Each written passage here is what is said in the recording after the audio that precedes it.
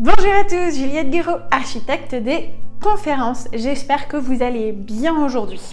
Dans cette vidéo, je vais vous partager 3 stratégies pour répéter votre présentation. Répéter sa présentation, c'est important, c'est primordial même, mais encore faut-il savoir comment est-ce qu'on fait. Mais avant de vous dévoiler ces 3 clés pour répéter votre présentation, n'oubliez pas d'aller cliquer sur s'abonner pour avoir accès à plein de stratégies et d'astuces, de techniques pour réussir vos prises de parole en public.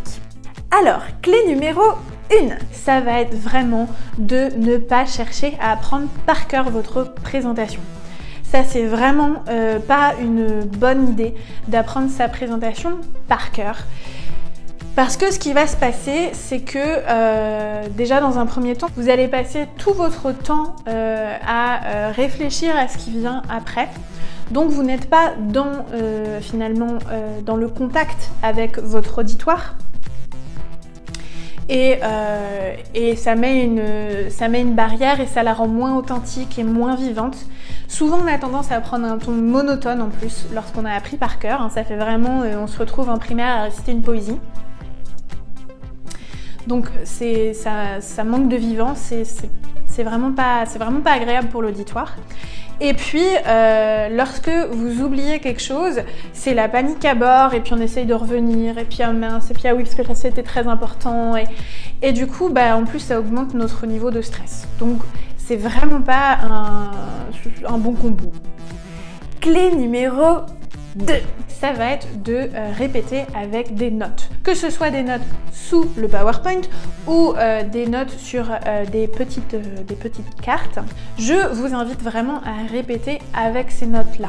Parce que votre cerveau va mémoriser l'emplacement en fait. Et ce qui se passe, c'est que du coup, ça va être beaucoup plus discret lorsque vous allez être en conférence ou en présentation ou même en réunion. Vous allez avoir juste besoin de jeter un petit coup d'œil et continuer et maintenir le contact avec votre auditoire. Tandis que si vous vous entraînez avec autre chose, votre plan détaillé ou peu importe, mais que vous vous entraînez pas avec les notes que vous aurez le jour J, s'il vous manque une information, vous allez passer 3 plombes à essayer de chercher où, en fait, dans vos notes est cette information. Donc là, on perd complètement l'intérêt des notes, finalement. Et enfin, clé numéro 3. Ça va être tout simplement de se chronométrer pendant que vous répétez.